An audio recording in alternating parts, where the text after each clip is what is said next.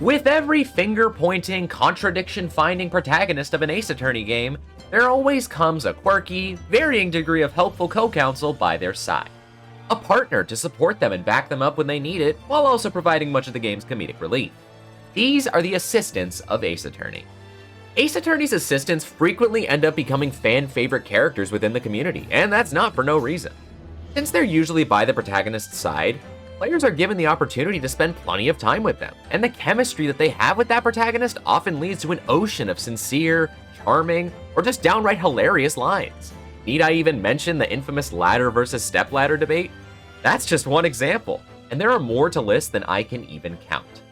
Each and every assistant throughout the Ace Attorney series is lovable and unique in their own way, but each one does typically follow the trends set by their predecessors. And the most notable trend among these assistants in my eyes is the fact that nearly all of them suffer from dairy. They suffer from dairy, they're lactose intolerant. And the most notable trend among these assistants in my eyes is the fact that nearly all of them suffer from very dark and tragic backstories, and the way that they're able to overcome the trauma gained from those backstories is almost always a defining aspect of their respective character arcs. Whether that means losing a loved one, having a near-death experience, or being falsely accused of murder, it's usually that last one, every Ace Attorney assistant is a victim of tragedy in some form or fashion. And this was done very intentionally, as these experiences serve to help the player feel empathy for these characters by placing them into situations that deeply affect them. This in turn allows these characters to follow solid character arcs with well-defined conflicts and resolutions that pertain to overcoming the pain from those experiences. While almost every assistant in the Ace Attorney series does tend to stick to this formula, the way that each one carries it out and their efficiency in doing so varies from character to character. Any character can have a dark backstory, but it's the way that that backstory is portrayed to the player through the character in question that will ultimately determine the impact that it leaves on the player. And that is precisely what I intend to explore today. So join me as I explore how each assistant throughout the Ace Attorney series tackles the theme of overcoming their own trauma and how that affects the impact that they leave on the player. Let's begin.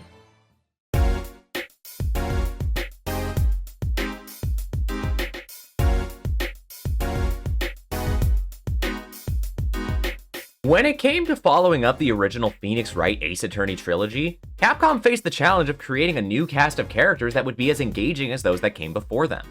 This is a challenge that both Apollo Justice Ace Attorney and Ace Attorney Investigations Miles Edgeworth faced when creating their respective assistant characters, those being Trucy Wright and Kay Faraday. Both Trucy and Kay introduced themselves as peppy, jokey characters who love to flaunt their respective gimmicks, those being magic and thievery respectively. Their shenanigans and general attitude contrasts well with Apollo and Edgeworth, who are much more straightforward and to the point. This creates a lot of fun scenarios where Trucy or Kay say the most ridiculous thing they can think of, and Apollo or Edgeworth are there to react to what they say and reassure them that what they just said was in fact ridiculous. Now, everything I've just described is fairly standard for the series, but what sets Trucy and Kay apart from their fellow assistants is the fact that their sense of optimism and wittiness persists at times when the player really wouldn't expect them to given what they experience in their respective games. Let's start with Trucy Wright, who lost her mother to a tragic accident when she was a mere 5 years old, and 3 years later, her father Zach Gramarye quite literally vanished in order to escape the charges of murdering his mentor Magnifi Gramarye. Given the fact that she lost both of her parents by the time she was 8 years old, you would expect her to be deeply affected by their disappearances and have trouble accepting Phoenix Wright as her adoptive father. But miraculously, when players are shown an exchange between her and Phoenix following the disappearance of her father, she greets him with just as much gusto as she always does, almost instantly. It is important to note that the game specifies that this exchange happens 2 weeks after the disappearance of Zach Gramarye, but to skip over that time frame feels like a massive oversight from a writing perspective in my eyes. Because while it is easy to come to the conclusion that Trucy simply went through her grieving phase during that 2-week time span, skipping over it means that all the player ever gets to see from her is her being her usual self. And as such, it's hard to feel the gravity of what exactly happened to her. And she comes off as someone who just doesn't really care about what's going on. One can infer that her parents may not have been the best caretakers for her and that she didn't have the closest connection with them, but that is unfortunately purely speculative. This then carries over into the present, as even when Trucy is directly told about information regarding her biological father, she seems entirely unfazed by it. This is especially apparent in the game's final trial, where Apollo reveals to the court that Zach Gramarye had been murdered 7 years after he vanished while assuming a different name. causing him to turn to Trucy. This scene is almost laughable to me because much like the player, Apollo is expecting to get a reaction out of Trucy. But once again, she seems entirely unfazed. Even if we are to assume that she was well aware of this information before Apollo revealed it to the court, it would still have gone a long way to see her wince at the mention of Zach Gramery, her biological father, being murdered after going missing for 7 long years. Trucy Wright is a character that undergoes a series of traumatic events throughout Apollo Justice Ace Attorney, and the player is constantly placed in positions where they're expecting to see how those events affect her. That time never comes. This brings me to the first important element of a well-written Ace Attorney assistant that Trucy Wright unfortunately lacks in her initial outing: vulnerability. It's one thing to give a character a tragic backstory, but without a display of how that backstory impacts the character in question, it ultimately holds little weight. And as a result, that character comes off as one with very little depth. If Trucy Wright isn't in the least bit fazed by the disappearance of both her parents and the murder of one of them 7 years after, then that leaves her as nothing but a peppy assistant who likes magic tricks. Without any signs of vulnerability and time to express how she really feels about the horrible things that happened to her, she lacks the depth necessary to be a complex character like her fellow assistants. This brings me to Kay Faraday, who interestingly enough emulates Trucy Wright's story in many ways, but tweaks it in a few minor places that end up making big changes. Similarly to Trucy, Kay has to cope with the fact that her father is murdered when she is a mere 10 years old. However, unlike with Trucy, players actually get to see Kay understandably breaking down into tears upon learning this information. She was doing her best to hold herself together, but she was unable to contain the overwhelming sorrow that comes from losing the most important person in her life. This single event elevates Kay far beyond Trucy because it allows her character to feel infinitely more authentic. She allows her vulnerability to shine through despite her best efforts, which leaves an impact on the player and makes them feel genuine empathy for her. This then carries over to the present, as while she does her best to maintain an optimistic attitude like Trucy, there are times when she expresses how she's driven by the desire to follow in her father's footsteps, showing just how much she cared about him. Furthermore, she is clearly determined to get to the bottom of all things related to her father and his identity as the great thief Yatagarasu. This is best exemplified when she's confronted by the woman who killed her father 7 years ago, Callisto Yu, who goads her into getting close enough for her to hold a gun to her head. The effect that Yu has on her in this moment is clear as day, making for a very strong display of Kay Faraday's true complexity. Yet even with that in mind, her overwhelming sense of optimism throughout most of the game is also tied into her character in a clever way with the promise notebook that she made with her father when she was young. This notebook consists of 7 different promises that Kay made to her father when she was young, but the most important one is promise number 4, never cry in front of strangers. This is a promise that Kay felt very strongly about keeping, which takes her attitude from throughout the game and actually adds a layer of depth to it, because it transforms her from a character that felt overly optimistic into a character that purposefully holds herself back from expressing her true emotions for the sake of keeping her promise. This then makes the moments where she does break down even more impactful, because it shows that despite her promise, she can't always hold back her tears. The player's empathy for Kay Faraday was then enhanced in Investigations 2, where she ends up being kidnapped and sent down a trap door, causing her to lose her memories and also inconveniently get accused of murder. This places Kay in an incredibly dire situation where the player can't help but feel bad for her. She spends the entire case covered in bandages, wondering if she really did kill someone, and being unable to remember who she truly is. This is enhanced even further by the fact that her theme, that was previously fun and energetic, is replaced with a somber and melancholic one, really cementing the fact that the Kay that the player knew is at risk of being lost forever. After spending the majority of both investigation games with Kay Faraday, both Miles Edgeworth and the player are placed in positions where they must fight to both defend her and restore her memories, which gives them a sense of urgency that had likely not previously been felt with the character up until that point. This all concludes in a genuinely touching scene at the end of the case where Edgeworth hands Kay her promise notebook, causing her to remember everything she promised to her father and her identity in the process. Kay Faraday is by no means a perfect character, as she still lacks some of the depth of her fellow assistants. But she was able to succeed in a few key places that Trucy Wright wasn't able to by utilizing her own vulnerability in multiple impactful ways.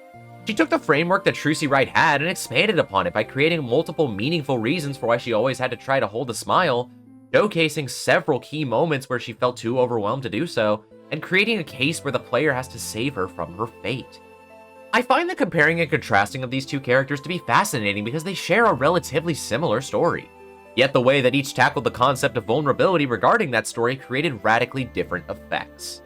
And Capcom must have noticed these parallels as well, because they gave Trucy Wright a second chance in Phoenix Wright Ace Attorney's Spirit of Justice, where they took a lot of notes out of the example that Kay Faraday set.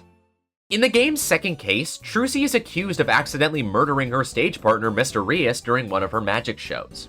When Apollo visits her in the detention center, she greets him with her usual cheeriness. But as the two discuss the incident and Trucy mentions how she needs to hold a smile for her fans, something peculiar happens. Apollo's bracelet reacts, indicating to him that Trucy is lying. Apollo confronts her about this, causing Trucy to reveal her true emotions for the first time in the series. She tells Apollo that she had always done her best to uphold the Gramarye motto, "True entertainer always keeps a smile on her face." But now, she's in a position where she's accused of murder, and she honestly thinks that she likely did do it. She feels completely and utterly hopeless.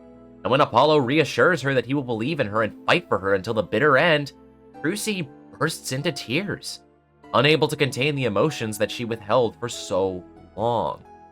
Taking a note out of Kay Faraday's book, literally, this change to Trucy's character recontextualizes everything that the player knew about her in Apollo Justice Ace Attorney, and transforms her from a character with little depth into a tragic character who had felt forced to hold a smile for her entire life. Much more so than Kay, Trucy had always felt an obligation to maintain her smile, even in the face of life-changing events. So to see her brought to tears here, finally being crushed under the pressure of it all, is honestly heartbreaking. It honestly makes it a real shame that Trucy hasn't gotten any more major screen time beyond this case, because I think it took what she had in Apollo Justice Ace Attorney and put it in a new light that completely transformed her character and put her on par with her fellow assistants like Kay Faraday. This transformation is a perfect display of just how much vulnerability matters when writing a tragic character, even if the character in question goes out of their way to smile as much as possible. Because no one, least of all a 17-year-old girl, can hold in all of that sorrow forever. We all have those days when we need a shoulder to cry on, whether that be a loved one, a friend, or even a brother.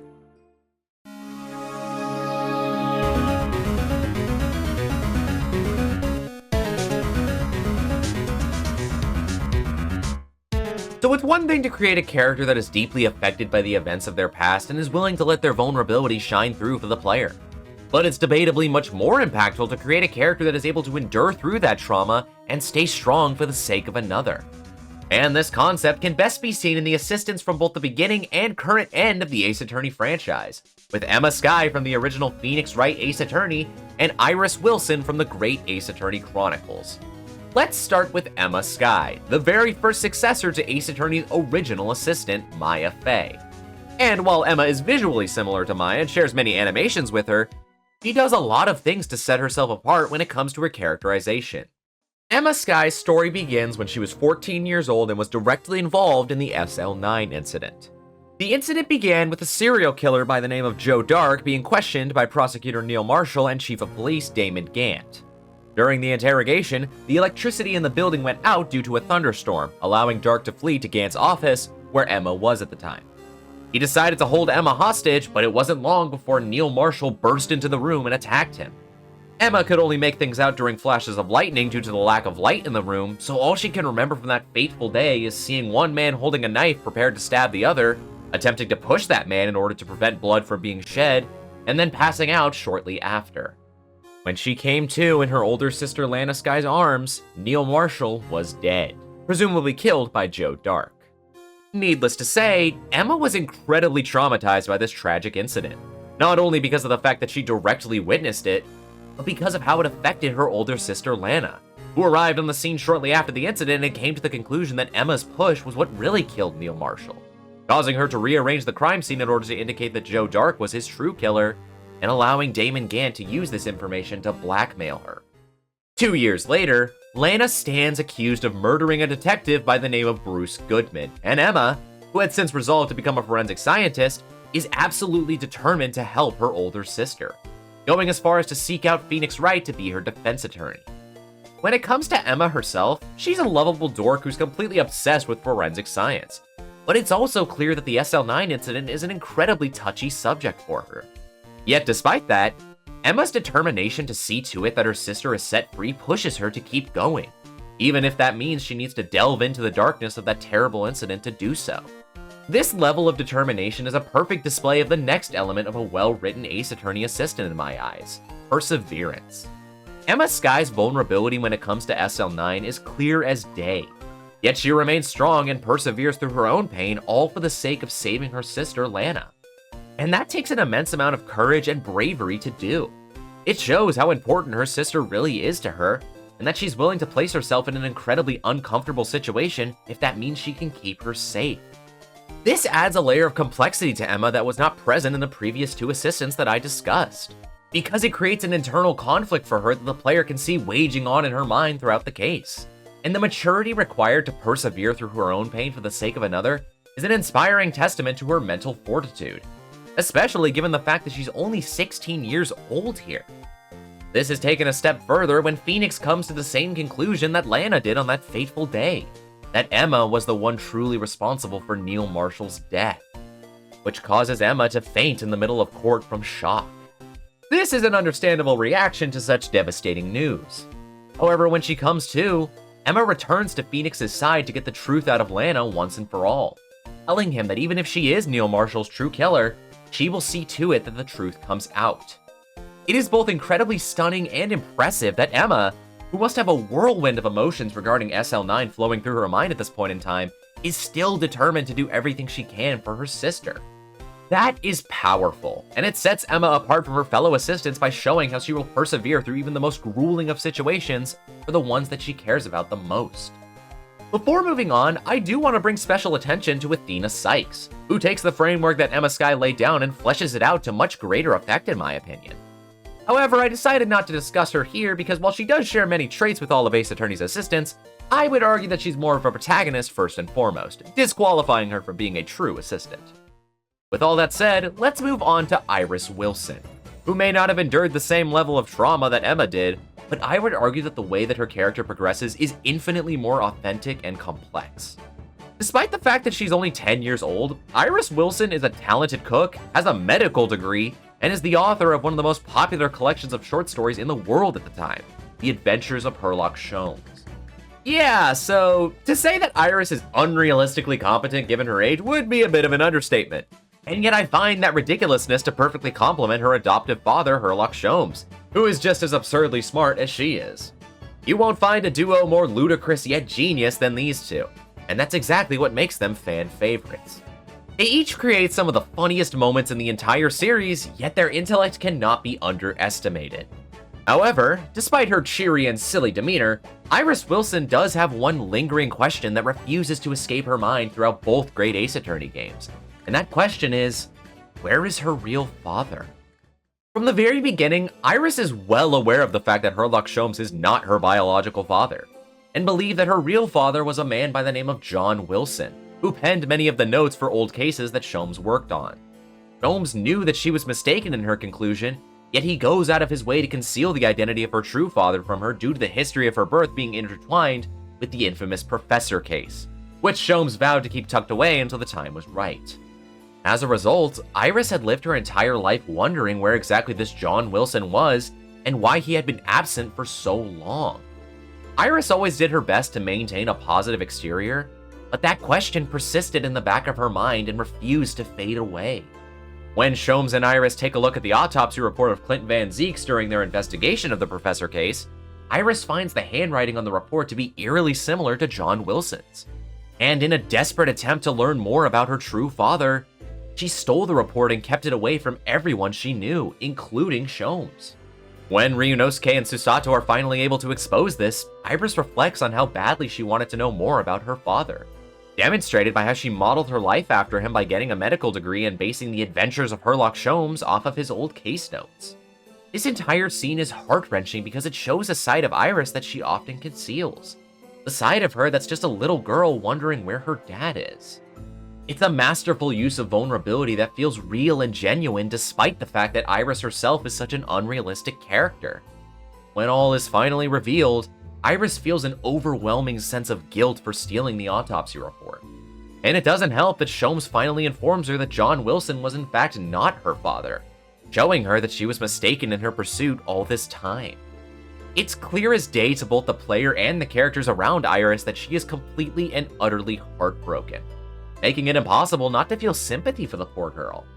She may be a prodigy, but deep down, she's just as vulnerable as any 10-year-old girl would be. Despite this, Iris does everything she can to repent by assisting Sholmes and the others in the game's finale, culminating in an exchange where Iris accepts the fact that it doesn't matter who her biological father is, because her true father is the one that raised her from birth and always made sure to look after her, Herlock Sholmes. This scene is a tear-jerking display of perseverance, not because Iris performed some kind of grand or important action, but because she was able to persevere through a personal struggle that had been plaguing her for her entire life. And finally being able to overcome that curse is equally, if not more impactful than something like Emma fighting for her sister in court. Because it's not just a mere display of perseverance, but genuine, visible growth. Growth that can be seen plainly in the game's final cutscene, where the narrator's voice that had previously belonged to John Wilson transitions into Iris's voice, signifying that she finally let her worries about her father go and has resolved to become her own person. The times may change, but a steadfast friendship will remain true, Wilson. We have but to gently close our eyes, and we are with our companions once more.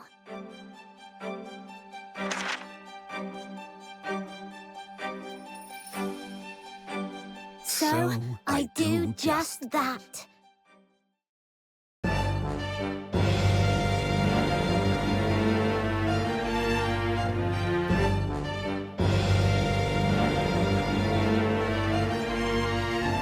While vulnerability and perseverance certainly work well as traits that expand on the depth and complexity of Ace Attorney's assistants, the assistants that are able to rise above the rest are the ones that are able to blend both elements together cohesively to create something that truly stands out.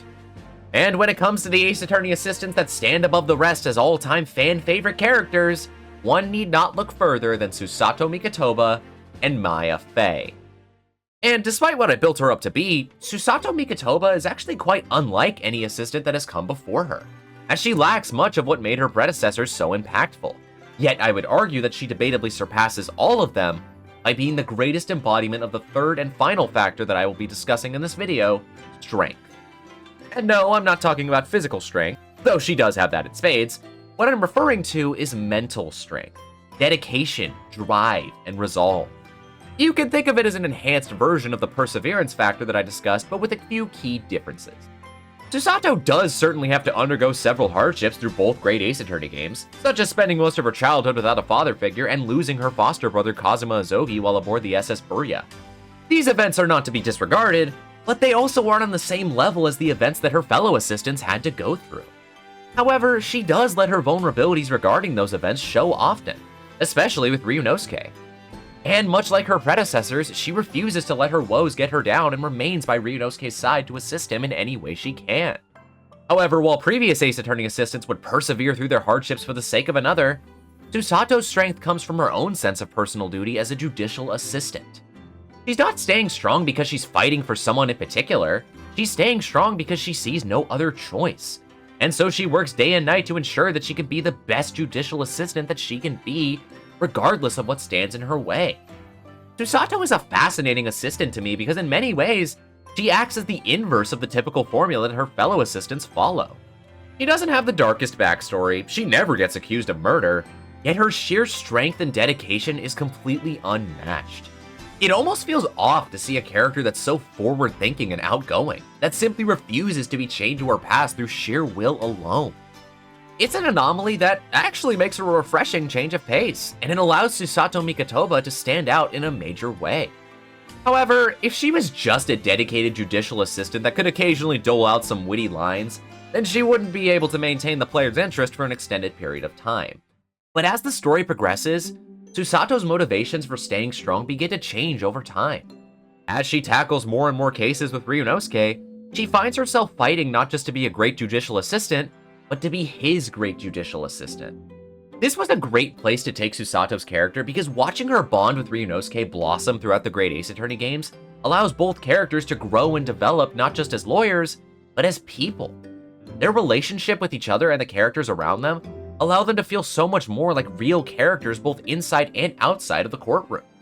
Susato may be a strong judicial assistant, but she's also her own person that grows and develops in several deep and complex ways. This all culminates in Susato choosing to remain by Ryunosuke's side and join him on his trip back to Japan at the end of the Chronicles, which is a beautiful conclusion for two of the most expertly written characters in the series. Susato Mikotoba might not display many of the traits that her fellow assistants have nearly as strongly as they do, but her strength and dedication, as well as her growth throughout the great Ace Attorney games, puts her in contention with being the very best. And while I would consider her to be an inverse of the typical Ace Attorney assistant in many ways, Maya Fey, as the very first assistant in the series, is the quintessential example of everything I've discussed in this video and more. As anyone who's played through the original Phoenix Wright Ace Attorney trilogy would tell you, Maya Fey has gone through an unimaginable amount of pain and suffering throughout all three games. When players first encounter Maya, she's immediately plunged into tragedy, with tears streaming down her face as she mourns the loss of her older sister, Mia Fey. And to make matters worse, she's immediately accused of murdering her sister in cold blood, causing Phoenix Wright to step up as her defense attorney. From the very beginning, Maya is placed into the very traumatic situation of seeing her sister's lifeless corpse and only being able to pray that her protege knows what he's doing in the courtroom. Because if he doesn't, she'll never see the light of day again. Luckily for her, Phoenix was successfully able to prove her innocence with the help of his late mentor being spirit channeled by none other than Maya herself. Once the case is closed, Maya decides to become Phoenix's assistant at the brand new Wright & Co. law offices, and Ace Attorney's most iconic duo is formed. And the rest, as they say, is history. Maya accompanies Phoenix on all of his adventures throughout the trilogy, providing help when she can, supplying much of the game's comedic relief, burgers, stepladders, and more. However, if that was all that was in store for poor old Maya, then I wouldn't have hyped up all the suffering that she had to endure over the years. Because in the very next game in the trilogy, Justice for All, Maya is accused of murder yet again, this time in her hometown of Korine Village. And this case is even more dire for Maya than the last, because Maya is suspected of killing the victim while spirit channeling a vengeful spirit. And given the fact that she doesn't remember what happens while channeling a spirit, even she is unsure of whether or not that's the truth. In the end, Phoenix is able to clear her name, but only after revealing that her aunt Morgan Fey had been conspiring to get her accused of murder, leaving Morgan's daughter and Maya's younger cousin Pearl Fey in Maya's care after Morgan is sent to prison. It's a crushing blow to lose both her sister and aunt after being accused of murder twice. But Maya still does her best to keep her chin up for both Phoenix and Pearl, who at this point is the only family member that she knows she has left. And as if that wasn't enough, Maya is then kidnapped by the most infamous assassin in the world of Ace Attorney, Shelly the Killer, and used as ransom in Justice for All's final case. For multiple days, she's held in a cellar with barely anything to eat, wondering if she's gonna lose her life at the hands of this deadly assassin. Yet despite her trifles, Maya never gives up hope, trusting that Phoenix will be able to save her in the end, signified by a memento that she kept close to her during her entire experience being kidnapped. After all they've been through together, Maya trusts that Phoenix will be able to save everyone in the end, so she holds on to hope despite how bleak things look.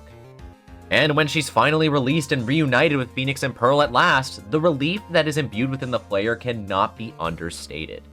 It's one thing for a character to be in peril because they're accused of murder, but to see a loved one put into a real life-threatening situation, and finally seeing them safe and sound, is a whirlwind of emotions to say the least.